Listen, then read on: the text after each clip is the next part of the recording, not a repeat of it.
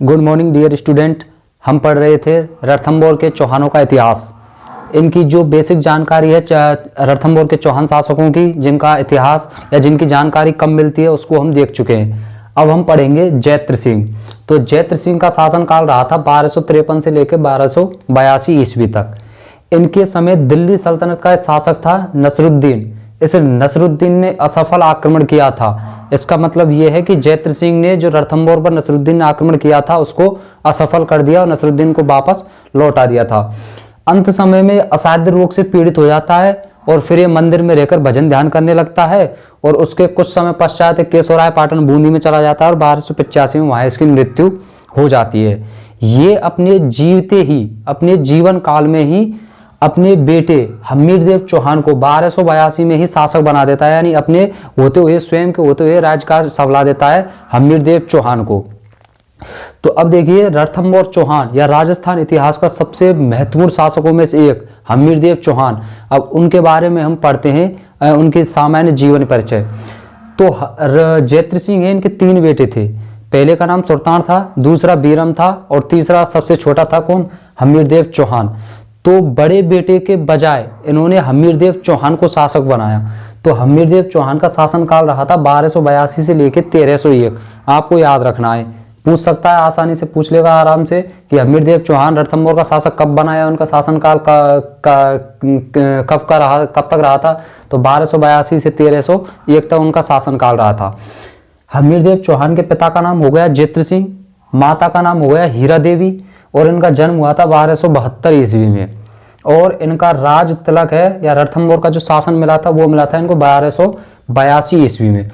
अब देखिए, इनके जीवन की कुछ ऐसी घटनाएं, सामान्य घटनाएं देखें कि ऐसा क्या था जो हमीरदेव चौहान को शासक बनाया। सुल्तान के होने, बड़ा बेटा होने के बावजूद हमीरदेव चौहान को शासक बनाया था। तो यूँ तो तमाम घटनाएं मिलती हैं, तमाम बातें सुनने को मिलती हैं, लेकिन जिस घटना ने सबसे ज़्यादा हमीरदेव को, जैत्र सिंह को इम्प्रेस किया था हमीरदेव ने, वो ये थी कि रणथंभौर में जब किसान कृषि का कार्य करते थे तो वहाँ पे हिरण आके और उनकी कृषि को बर्बाद कर देते थे। किसानों ने ये शिकायत की महाराजा से, जैत्र सिंह से कि महाराज जी, राजा जी, ऐसे ऐसे बात है और हमारी जो फसल है उनको ये हिरण नष्ट कर देते हैं। जैत्र सिंह को शिकार करने का बहुत शौक था, तो उन हिरणों में एक तिसंगा हिरण था, तिसिंगा, यानी जिसके 3 सिंग होते थे, और वो इस हिरण की टोलियों का एक सरदार था, मालिक था। तो जैत्र सिंह ने बहुत कोशिश की, लेकिन उस तिसंगा हिरण को मार नहीं सका, यानी जिसके 3 सिंग थे उसको, उनके हिरणों का जो टोल था उसके नायक को मार नहीं सका। तो फिर उसने ये अपने काम दिया था अपने बड़े बेटा को, सुल्तान को, और सुल्तान से कहा कि बेटा तुम उस तिसंगा हिरण को जीवित पकड़ के लेके आओ कैसे भी।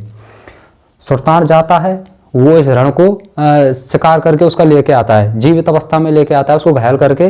लेकिन रास्ते में जब उसको पता चलता है कि ये तो मर चुका है, तो अब इसका क्या मतलब ले जाने से, तो ये हिरण को एक बागरिया को बेच देता है।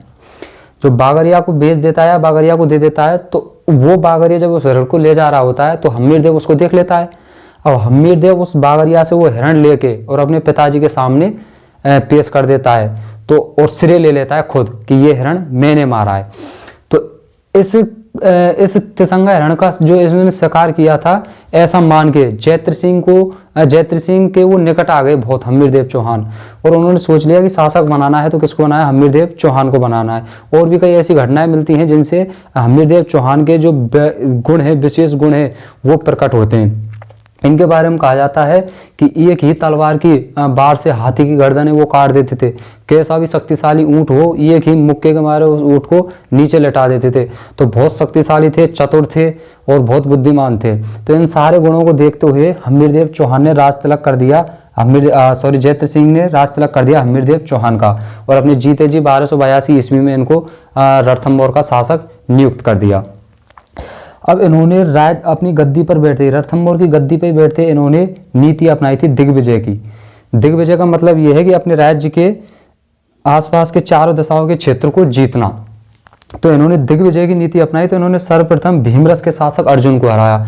ये भीमरस जगह कौन सी है कोई सुनिश्चित नहीं है, अभी तो सुनिश्चित नहीं है, तो हम भी इसको इसी तरीके से याद कर लेते हैं। तो भीमरस के शासक अर्जुन को हराया। उसके बाद मांडलगढ़ को अपने अधीन किया। मालवा का परमार शासक था भोजदेव। उसको परास्त किया, आबू को जीता, चित्तौड़, पुष्कर, करौली, तिमनगढ़ वगैरह इन सारे क्षेत्रों को जीतकर अपने राज्य में इन्होंने मिला लिया था हमीरदेव चौहान ने। इन्होंने अपने जीवन काल में 17 युद्ध लड़े। 17 युद्धों में से 16 में विजय रहे थे और अंतिम युद्ध में जब अलाउद्दीन खिलजी आक्रमण करेगा उसमें परास्त होते हैं और मारे भी जाते हैं। तो यह है हमीरदेव चौहान का सामान्य जीवनी परिचय और उनके जीवन की कुछ महत्वपूर्ण घटनाएं। अगली क्लास में देखेंगे हम जलालुद्दीन खिलजी जो दिल्ली सल्तनत का शासक था उससे विरोध, और अलाउद्दीन खिलजी जो दिल्ली सल्तनत का शासक था उससे विरोध। तो इसके बाद हम उन चीज़ों को पढ़ेंगे। धन्यवाद।